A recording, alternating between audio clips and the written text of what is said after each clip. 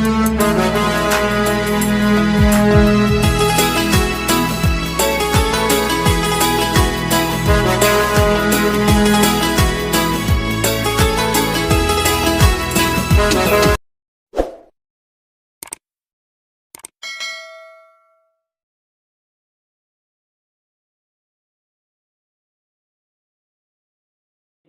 ગુરુદેવ, કેમ છો? મજામાં ને? આપણે ધોરણ 8 સામાજિક વિજ્ઞાન NCERTના પાઠ્યપુસ્તક મુજબ પાર્ટ 1 છે, એટલે કે આગળના લેક્ચરમાં આપણે પાર્ટ 1 છે એની વાત કરી હતી. પૂર્વ ભૂમિકા છે એની આપણે વાત કરી હતી કે ભારત સદીઓથી વિશ્વના અન્ય દેશો જે છે એ અન્ય દેશોના આકર્ષણનું કેન્દ્ર છે, કારણ કે ભારતની આર્થિક સમૃદ્ધિ ખૂબ જ વિકસિત હતી એ સમયમાં. એટલે અન્ય દેશોના લોકો છે, અન્ય દેશોની જે પ્રજા છે એ પ્રજા આ આર્થિક સમૃદ્ધિથી આકર્ષિત થઈ અને ભારતની અંદર વેપાર કરવા માટે આવી પહોંચ્યા. જે આપણે અગાઉ પછી આગળ વાત કરી હતી કે યુરોપમાં નવજાગૃતિ થઈ, ધાર્મિક સામાજિક સુધારણા નવજાગૃતિની આપણે વાત કરી હતી કે યુરોપમાં નવજાગૃતિ થવા પાછળનું કારણ શું હતું. ત્યાર પછી આપણે વાત કરી કે ભારતમાં યુરોપિયન પ્રજાઓના આગમન પાછળના કારણો. યુરોપિયન પ્રજા છે ભારતમાં શા માટે આવી? યુરોપના જે અલગ અલગ દેશો છે એ લગભગ દેશોની પ્રજા ભારત સાથે વેપાર કરવા માટે. જૂનો એક માર્ગ હતો કોન્સ્ટન્ટિનોપલ, જે માર્ગનું પતન થયું તુર્ક મુસ્લિમોએ. તુર્કિસ્તાન જે છે, હાલમાં તુર્કિસ્તાન જે છે દેશ, એ ટર્કી તરીકે ઓળખાય છે. ટર્કી નામનો જે દેશ છે એ હાલમાં ટર્કી તરીકે ઓળખાતો પ્રાચીન સમયનો તુર્કિસ્તાન દેશ છે. જમીન માર્ગ અને દરિયાઈ માર્ગ દ્વારા આ લોકો અહીંયાથી ચીજ વસ્તુઓ લાવતા અને લઈ જતા હતા. જે માર્ગ આ તુર્ક લોકોએ એ પ્રદેશ જીતી લેતા યુરોપિયન પ્રજા છે ને ભારત આવવાની મુશ્કેલી પડવા લાગી, જેથી કરીને નવો માર્ગ શોધવાની જરૂરિયાત પડી. ને શા માટે ભારતની અંદર ચીજ વસ્તુઓ, કઈ કઈ ચીજ વસ્તુઓની વેપાર કરતા હતા, તો એની પણ આપણે વાત કરી હતી કે એ સમયમાં ભારતનું સુતરાઉ કાપડ છે, રેશમી કાપડ છે, મરી મસાલા છે, તેજાના છે, ગળી, સુરોખાર એટલે મીઠું, ઇમારતી લાકડા અને અફીણ, આ બધી ચીજ વસ્તુઓનું વિદેશમાં મોટા પ્રમાણમાં અહીંયાથી એ લોકો સસ્તા ભાવે ખરીદી અને વિદેશમાં જઈ અને મોંઘા ભાવે વેચતા હતા. એમાંથી એને ખૂબ નફો મળતો હતો. અને મહદઅંશે યુરોપની પ્રજા જે હતી એ માંસાહારી હતી, એટલે માંસને સાચવવા માટે પણ આવા મરી મસાલા છે એની આવશ્યકતા ખૂબ રહેતી. આની પણ આપણે વાત કરી હતી કે માંસ સાચવવા માટે કયા કયા મરી મસાલાનો ઉપયોગ થઈ શકે. અને સુતરાઉ કાપડ પણ એટલું જ આવશ્યક હતું. પરિણામે આ જળમાર્ગ શોધવાની ફરજ પડી. ભારત આવવાના જળમાર્ગ શોધવાના જે પ્રયાસો થયા એની પણ આપણે વાત કરી. સૌથી પ્રથમ કોણ આવ્યું હતું, ત્યાર પછી અને છેલ્લે લાસ્ટમાં કોને જળમાર્ગ શોધવામાં સફળતા મળી? બાર્થોલોમ્યુ ડાયસે અહીંયાથી શરૂઆત કરી અને વાસ્કો દ ગામા સુધી, કે ક્રિસ્ટોફર કોલમ્બસ છે એને અમેરિકા શોધ્યો, બરાબર. પછી ભારતમાં યુરોપિયન પ્રજાનું આગમન, એનું પણ આપણે વાત કરી કે જે દેશો ભારતમાં આવે એમાં પોર્ટુગલ છે, સ્પેન છે, હોલેન્ડ છે, એ ભારત આવવાનો જળમાર્ગ શોધવા માટે કમર કસી. અને એમાં વાસ્કો દ ગામા 1498માં ભારતના કાલિકટ બંદરે પહોંચી.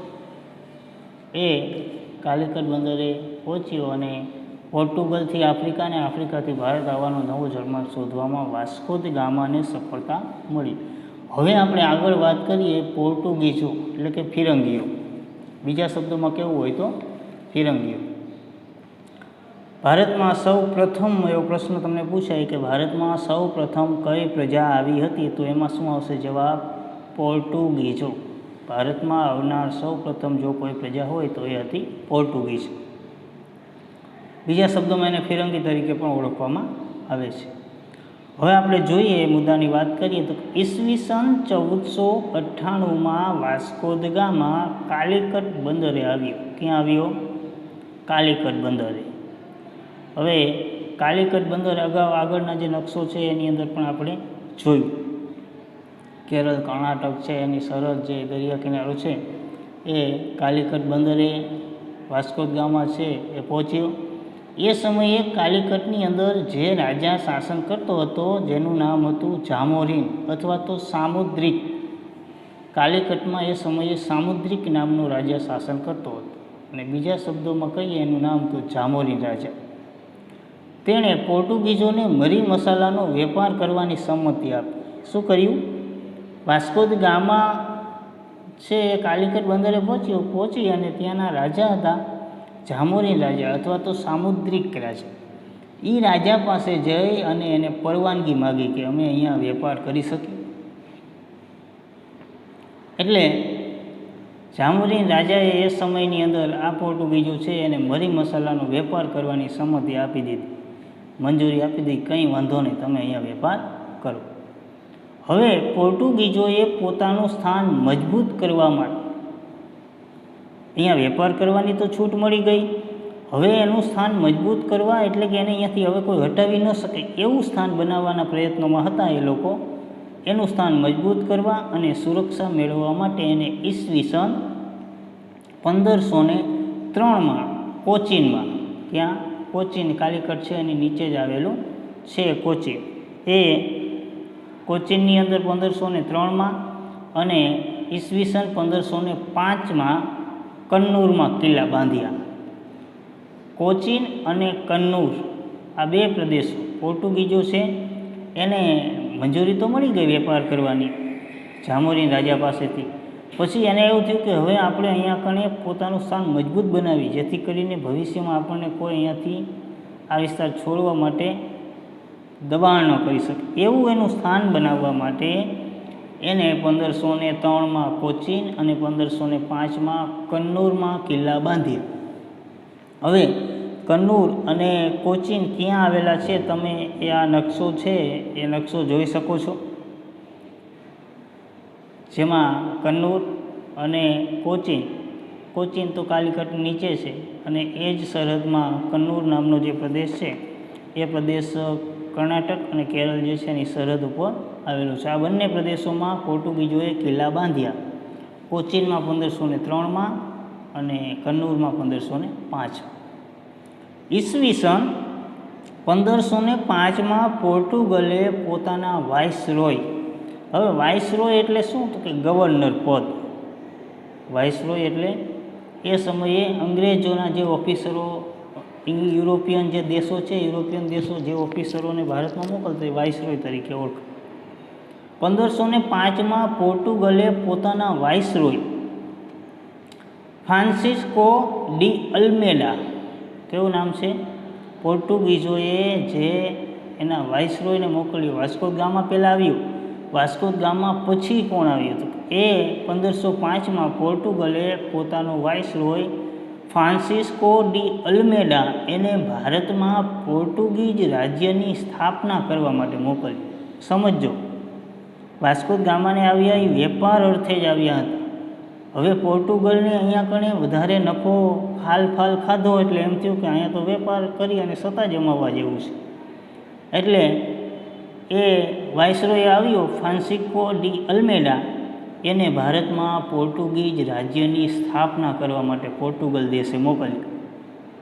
યાદ રાખજો, વાઇસરોય ફ્રાન્સિસ્કો ડી અલ્મેડા પોર્ટુગીઝ રાજ્યની સ્થાપના કરવા માટે ભારતમાં પોર્ટુગલ દેશે મોકલ્યો.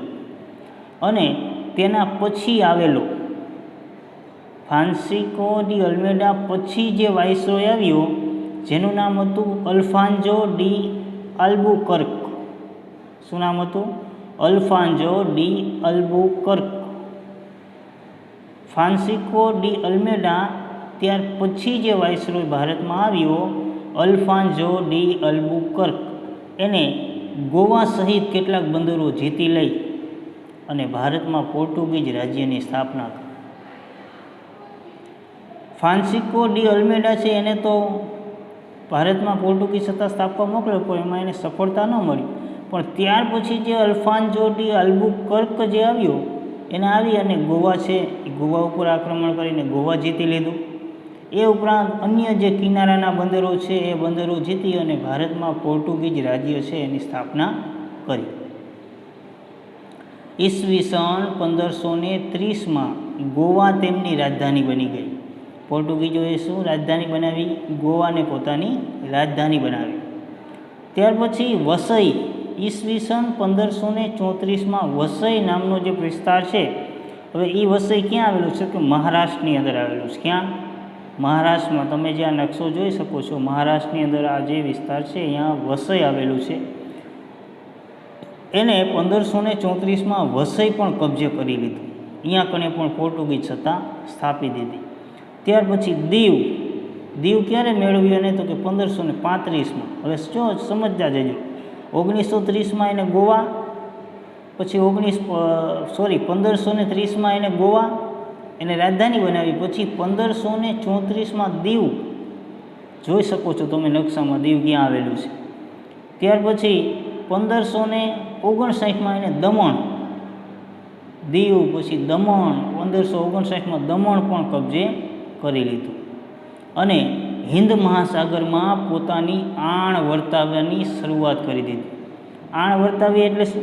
કે હિન્દ મહાસાગરમાં વેપારી પ્રવૃત્તિ આના સિવાય બીજા કોઈ ન કરી શકે. આણ વર્તાવી એટલે કે હિન્દ મહાસાગરમાં ચીજ વસ્તુઓ સ્ટીમરોમાં આવન જવન થતી હોય તો એ પોર્ટુગીઝોની, બીજા અન્ય કોઈની નહીં. આવી એને આણ વર્તાવી દીધી. પોર્ટુગીઝોએ હવે કયા કયા પ્રદેશો છે એ પ્રદેશો એને મેળવી લીધા, એક પછી એક નકશામાં પણ આપણે જોતા જશું. પોર્ટુગીઝોએ અહમદનગર, અહમદનગર ક્યાં આવેલું છે જુઓ તમે નકશામાં, મહારાષ્ટ્રની અંદર. ક્યાં? મહારાષ્ટ્ર. પછી કાલિકટ, કાલિકટ બંદર પણ તમે જોઈ શકો છો. ત્યાર પછી બીજાપુરના સુલતાનને હરાવી દીધું. કોને? બીજાપુરનો જે સુલતાન હતો એ બીજાપુરના સુલતાનને હરાવીને અહીંયા કણે પણ પોર્ટુગીઝોએ સત્તા જમાવી. બીજાપુર એટલે ક્યાં આવેલું છે? તો એ આંધ્રપ્રદેશ, તેલંગાણા અને કર્ણાટકની સરહદ છે. અહીંયા તમે જોઈ શકો છો બીજાપુર. આ રીતે બીજાપુરના સુલતાનને હરાવ્યો અને અહીંયા કણે પણ સત્તા સ્થાપી. તેઓ ભારતમાંથી મરી મસાલા યુરોપમાં લઈ જતા. શું કરતા? ભારતમાંથી આ મરી મસાલા દરિયાઈ માર્ગે યુરોપમાં લઈ જતા અને પાછા વળતા ત્યારે મધ્ય એશિયામાંથી ઘોડાઓ ભરીને વહાણ ભારતમાં આવતા. શું કરતા? એ લોકો રિટર્ન જ્યારે આવતા ત્યારે મધ્ય એશિયામાંથી ઘોડાઓ છે એ વહાણમાં ભરી આવતા. એ ઘોડા શા માટે? તો કે એના સૈન્યની જરૂરિયાત પડે ને એટલા માટે. એના સૈન્યને ઘોડાઓ દ્વારા સૈન્ય છે એનું રક્ષણ કરતું, એ સૈનિકો માટે ઘોડાઓ છે એ ઘોડાઓ વળતા આવે ત્યારે મધ્ય એશિયામાંથી વહાણોમાં ઘોડા ભરીને આવે, મરી મસાલા લઈ જાય, રિટર્નમાં મધ્ય એશિયામાંથી ઘોડાઓ ભરીને આવતા. આમ તેઓ સાગરના સ્વામી ગણાતા. શું ગણાતા? સાગરના સ્વામી. હવે સાગરના સ્વામી, સાગર એટલે દરિયો. હવે અહીં સાગરના સ્વામી શા માટે ગણાતા? તો એનો અર્થ એ થયો કે તેમના સિવાય કોઈ પણ ભારતીય દરિયાઈ માર્ગે વેપાર કરવો હોય તો પોર્ટુગીઝોની પરવાનગી લેવી પડતી. એટલા માટે એને સાગરના સ્વામી કીધા. એ દરિયામાં એનું જ વર્ચસ્વ. બાકી અન્ય કોઈ પણ અન્ય પ્રજા કે ભારતીયો છે એ દરિયાઈ માર્ગે વેપાર પ્રવૃત્તિ કરી શકે નહીં, અને કરવી હોય તો એ આ પોર્ટુગીઝો છે એની પરવાનગી લેવી પડે. આટલી એને સત્તા જમાવી દીધી હતી. તેઓ સમુદ્રમાં મોટા પાયે ચાંચિયાગીરી કરીને લૂંટ પણ કરતા. હવે ચાંચિયાગીરી એટલે શું? ચાંચિયાગીરી કોને કહેવાય? કે ચાંચિયાગીરી એટલે દરિયાની અંદર જે કોઈ અનઅધિકૃત વહાણ કે સ્ટીમરો હોય એ સ્ટીમરો જપ્ત કરી લેવા. શું? અથવા તો અન્ય કોઈ વ્યક્તિઓ પૂછ્યા વગર દરિયામાં વહાણવટું કરે છે તો એના સ્ટીમર પડાવી અને લઈ લેવા. આ ચાંચિયાગીરી કહેવાય. શું કહેવાય? ચાંચિયાગીરી. એટલે કે એ જે માર્ગે વેપાર કરતા હતા એ દરિયાની અંદર અન્ય કોઈના પણ વહાણો એ માર્ગે વેપાર કરતા હોય અથવા એ દરિયામાં એ વહાણો છે એને જોવા મળે તો એ બિનઅધિકૃત જાહેર કરી અને પોતાના વહાણ છે એવું સાબિત કરી દે. ઝૂંટી લેવા, પડાવી લેવા, શું પડાવી લેવું, આ પડાવી લેવાની જે પ્રવૃત્તિ છે ચાંચિયાગીરી, એટલે કે લૂંટ કરી લેવી, બીજું કંઈ નહીં, શું લૂંટ કરી લેવી, ચાંચિયાગીરી એટલે. ચાંચિયાગીરી એટલે અન્ય જો કોઈ વ્યક્તિના વાહનો છે એ પડાવી લેવા, એ વ્યક્તિ છે એને અહીંયા વેપાર પ્રવૃત્તિ ન કરવા દેવી, એના વાહનો કરીને એ વેપાર પોતે જ કરે, ચાંચિયાગીરી. તેમણે ગોવામાં ખૂબ મોટી સંખ્યામાં હિન્દુઓનું ધર્મ પરિવર્તન કરાવીને ખ્રિસ્તી બનાવ્યું. બોલો, યુરોપિયનોનું એટલી સત્તા વધી ગઈ હતી, ગોવાની આસપાસના જે વિસ્તારોમાં એને સત્તા જમાવી હતી કે ત્યાંના જે હિન્દુ લોકો હતા એ હિન્દુ લોકોનું ધર્મ પરિવર્તન કરાવીને ખ્રિસ્તી ધર્મ અંગીકાર કરાવી દીધો, ફરજિયાત ખ્રિસ્તી ધર્મ પાળવાનો. આ આપણે વાત કરી પોર્ટુગીઝો. ભારતમાં સૌ પ્રથમ આવનાર પ્રજા પોર્ટુગીઝ હતી અને ભારતમાંથી સૌથી છેલ્લે જનાર પ્રજા પણ પોર્ટુગીઝ જ હતી. હવે ડચ પ્રજા. ડચ પ્રજા એટલે ક્યાંની પ્રજા? વલંદા તરીકે પણ ઓળખાય છે. તો કે એ પ્રજા હોલેન્ડની પ્રજા. ક્યાંની? હોલેન્ડ. હોલેન્ડનું જૂનું નામ એટલે હોલેન્ડ એટલે કે નેધરલેન્ડ દેશ. કયો દેશ? નેધરલેન્ડ. નેધરલેન્ડને હોલેન્ડ તરીકે ઓળખવામાં. એ નેધરલેન્ડ કે હોલેન્ડની જે પ્રજા હતી એ ડચ અથવા વલંદા પ્રજા. પોર્ટુગીઝોની જેમ જ હોલેન્ડના ડચ પણ વેપારીમાંથી નફો મેળવવા ભારત તરફ આવવા આકર્ષિત થયા.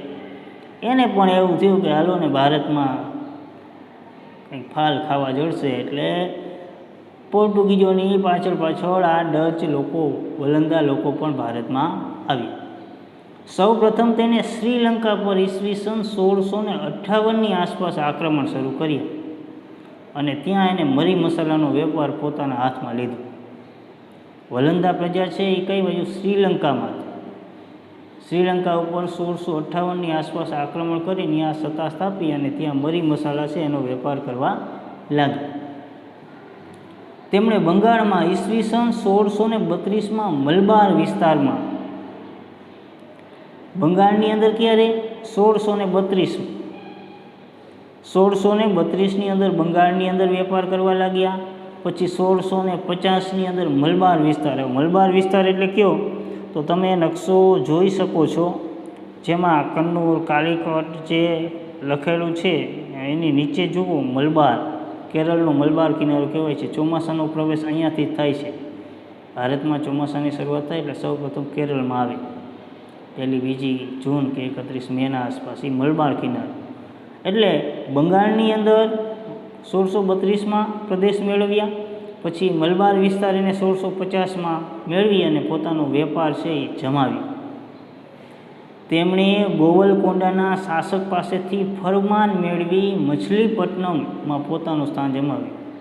વિચાર કરો, એ સમયે ગોવલકોંડાના શાસક, ગોવલકોંડા ક્યાંય તમે જોઈ શકો છો, આંધ્રપ્રદેશ જે છે રાજ્ય, નકશામાં જોઈ શકો છો, આંધ્રપ્રદેશ રાજ્યમાં ગોવલકોંડા. એ ગોવલકોંડાના જે શાસક હતા એની પાસેથી મંજૂરી લઈ લીધી. કેવી મંજૂરી? કે મછલીપટ્ટમ છે અહીંયા કણે વેપાર કરવાની. મછલીપટ્ટમ એટલે જોઈ શકો છો તમે નકશામાં. મછલીપટ્ટમની અંદર વેપાર કરવા માટેની પરવાનગી ગોવલકોંડાના જે રાજા હતા એની પાસેથી મેળવી લીધી અને અહીંયા કણે પોતે વેપાર કરવા લાગ્યા. યુરોપમાં ઈસવીસન 1650 પછી સમયાંતરે યુરોપ ખંડ જે છે એના દેશો છે એમાં ઈસવીસન 1650 પછી સમયાંતરે ઇંગ્લેન્ડ અને હોલેન્ડ, ઇંગ્લેન્ડના અંગ્રેજી પ્રજા અને હોલેન્ડની ડચ અથવા વલંદા પ્રજા, આ બંને વચ્ચે મોટા યુદ્ધ થયા. શું? અંગ્રેજો અને ડચ આ બંને વચ્ચે મોટા યુદ્ધો થયા. યુરોપની અંદર 1650 પછીના સમયાંતરે ઇંગ્લેન્ડ અને હોલેન્ડ આ બે દેશની પ્રજા વચ્ચે યુદ્ધો થયા, જેમાં ડચો હાર્યા અને તેના પરિણામે ભારતમાં તેમનો વેપારનો એકાધિકાર હતો એ નાબૂદ થયો. એને જે પ્રદેશ મેળવ્યા હતા એ પ્રદેશમાં વેપાર કરવાનો એકાધિકાર એનો. એકાધિકાર એટલે ઉત્પાદન કેટલું કરવું, વેચાણ કેટલું કરવું, શેનું ઉત્પાદન કરવું, આ બધો નિર્ણય લેવાનો હક એના હાથમાં એને એકાધિકાર કહેવાય. એના એકના હાથમાં જ અધિકાર, બીજા કોઈ પાસે અધિકાર નહીં. આ વાત થઈ વલંદા પ્રજા, ડચ પ્રજા. હવે આપણે વાત કરીશું ડેનિશ પ્રજા. કેવી? ડેનિશ. ડચ ઉપરાંત ડેનમાર્ક નામનો દેશ છે, એની ડેનિશ પ્રજા પણ ભારતમાં આવી હતી. તેમણે બંગાળમાં શ્રીરામપુરમાં કોઠીની સ્થાપના કરી. ક્યાં કરી? બંગાળમાં શ્રીરામપુર. તમે જોઈ શકો છો બંગાળ જે છે એનો પૂર્વ ભાગ, બાંગ્લાદેશ જે અત્યારે કહેવાય છે એનો પશ્ચિમ ભાગ, એ ભાગમાં શ્રીરામપુર નામનું સ્થળ આવેલું છે. એ શ્રીરામપુર નામનું જે સ્થળ છે ત્યાં આગળ ડેનિશ પ્રજાએ એની વેપારી મથકની કોઠી સ્થાપી. કોઠી એટલે બીજું કાંઈ નહીં, વેપારી એક મથક. પરંતુ તેઓ વેપારમાં આગળ વધી શક્યા નહીં. એ પ્રદેશમાં એને પોતાની વેપારી મથક સ્થાપ્યું, પણ પછી અન્ય પ્રજાઓની હરોળમાં એ યુદ્ધોના કારણે ત્યાંથી આગળ આવી શક્યા નહીં. અને ત્યારબાદ અંગ્રેજો ઈસવીસન 1600માં ભારતની અંદર ઇંગ્લેન્ડની જે અંગ્રેજી પ્રજા છે ભારતમાં આવી અને લાંબા સમય સુધી શાસન કર્યું હોય, લગભગ આખા ભારત ઉપર એને સત્તા જમાવી. ઈસવીસન 1600માં ઇંગ્લેન્ડમાં ઈસ્ટ ઇન્ડિયા કંપનીની સ્થાપના કરવામાં આવી. ઈસ્ટ ઇન્ડિયા કંપની એટલે એક જાતની ફેક્ટરી કંપની છે. અહીંયા કણે માલ છે, માલ ક્યાં કેટલું ઉત્પાદન કરવું, ક્યાં વસ્તુ પહોંચાડવી, ક્યાંથી વસ્તુ મંગાવી, આ બધું વહીવટ એક જગ્યાએ થાય, ઈસ્ટ ઇન્ડિયા કંપની.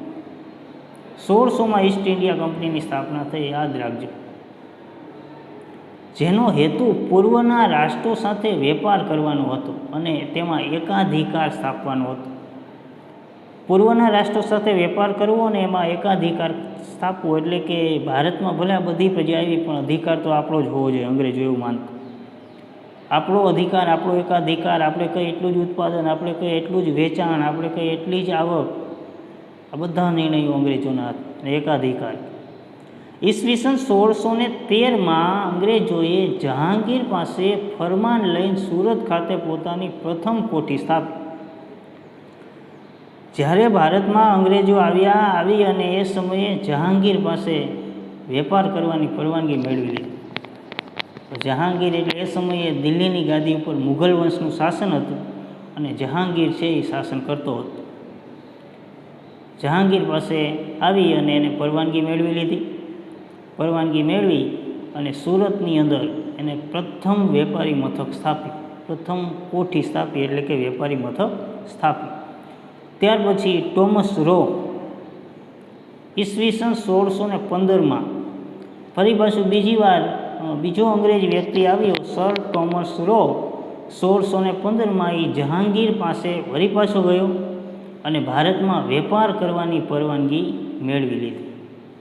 પહેલીવાર એને સુરતની અંદર પહેલીવાર જે આ અંગ્રેજો ભારતમાં આવ્યા ત્યારે એને વેપારી મથક સ્થાપવાની પરવાનગી દિલ્હીની આસપાસના વિસ્તારોમાં આપવામાં ન આવી. એટલે એ સમયે ગુજરાતની અંદર એને માત્ર નાની એવી કોઠી સ્થાપી. ફરીવાર ટોમસ રો છે 1615માં આવ્યો ત્યારે એને અમુક લાલચોને જહાંગીરને આપી અને એને વેપાર કરવાની છૂટ આપી દીધી. પહેલીવાર એને વેપાર કરવાની છૂટ નહોતી, માત્ર ચીજ વસ્તુઓ છે એ અહીંયાથી લઈ અને એના રાજ્યની એના જે દેશની અંદર ઉપયોગી હોય ચીજ વસ્તુ ખરીદવા માટેની પરવાનગી. પણ બીજી વાર ટોમસ રોએ વેપાર કરવાની પરવાનગી જહાંગીર પાસેથી મેળવી લીધી. હવે બાલાસોર ઈસવીસન 1633માં પણ તેમણે વેપારી કંપનીની શરૂઆત કરી. બાલાસોર ક્યાં આવેલું છે તો તમે એ નકશો જોઈ શકો છો.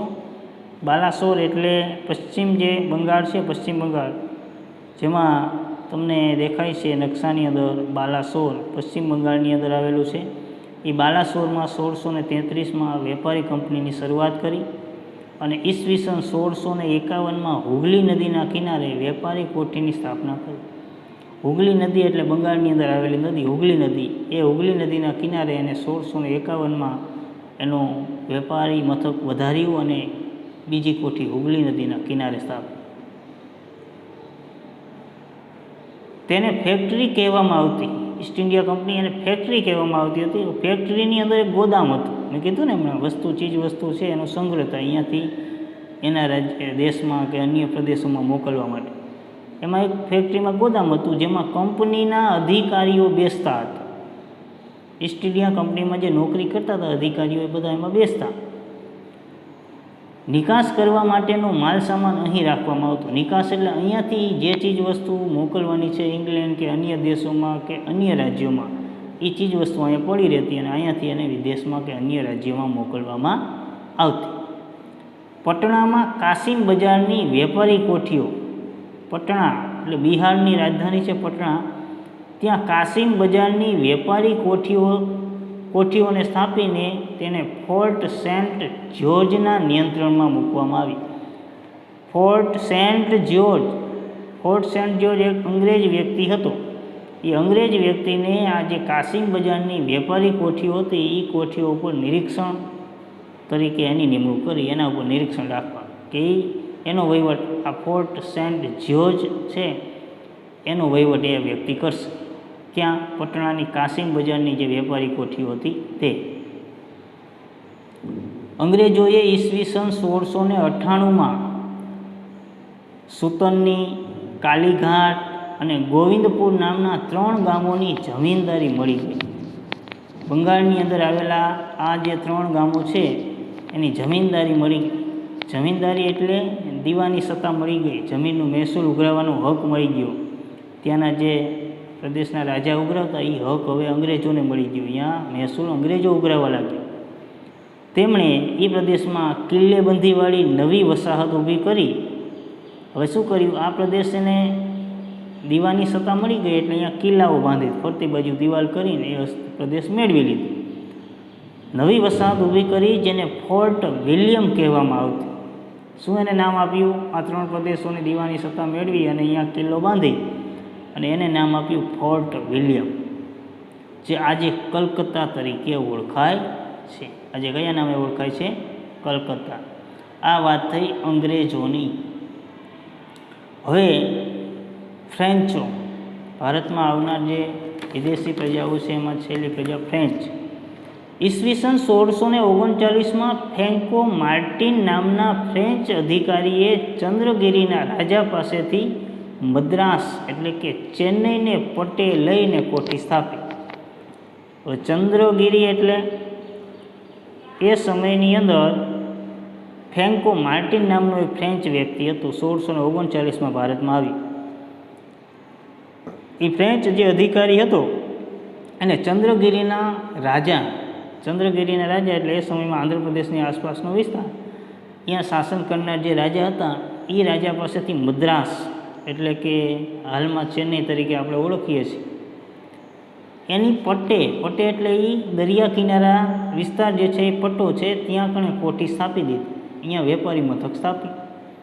ઈસવીસન 1664માં ફ્રેન્ચ ઈસ્ટ ઇન્ડિયા કંપનીની સ્થાપના થઈ. જેમ અંગ્રેજોએ ઈસ્ટ ઇન્ડિયા કંપની સ્થાપી એમ ફ્રેન્ચોએ પણ 1664માં ઈસ્ટ ઇન્ડિયા કંપની સ્થાપી, જે નામ આપ્યું ફ્રેન્ચ ઈસ્ટ ઇન્ડિયા કંપની.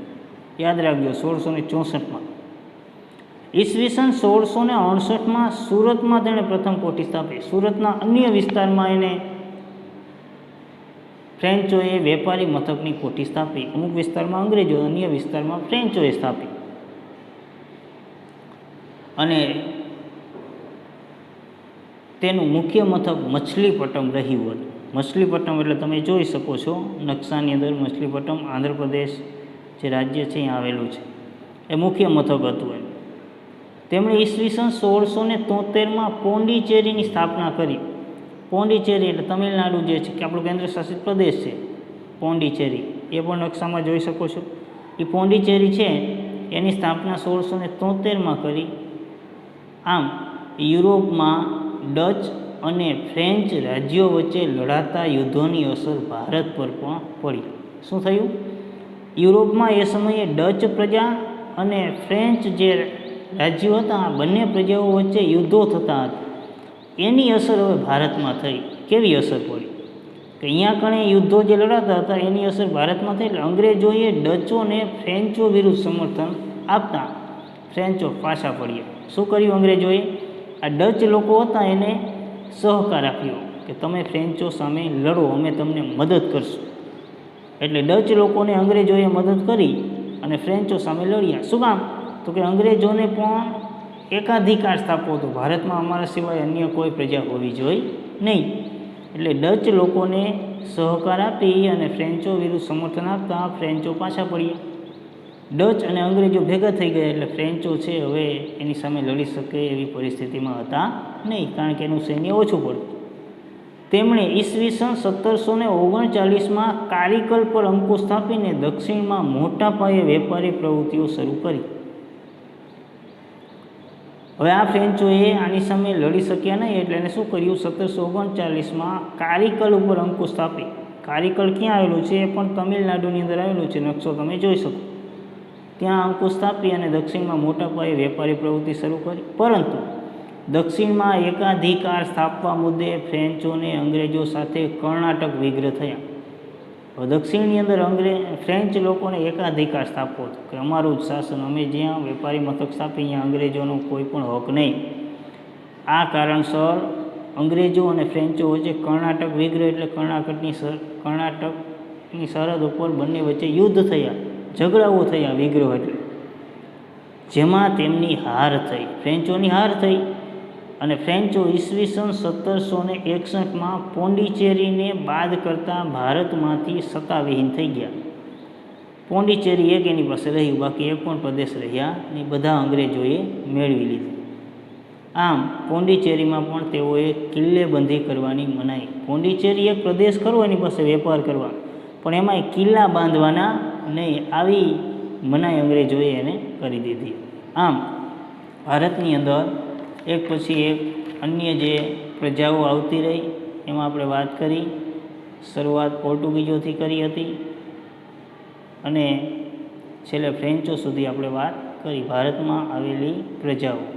આજનો લેક્ચર આપણે અહીંયા સુધી રાખશું. આજનું તમારું હોમવર્ક, આજે જે આપણે ટોપિક ચલાવ્યા છે એમાંથી એક વાક્યના 10 પ્રશ્નો જવાબ સહિત લખવાના રહેશે. આજે તો ઘણા બધા પ્રશ્નો બને એમ છે, બરાબર, એટલે 10 પ્રશ્ન જવાબ સહિત લખવાના રહેશે. અસ્તુ.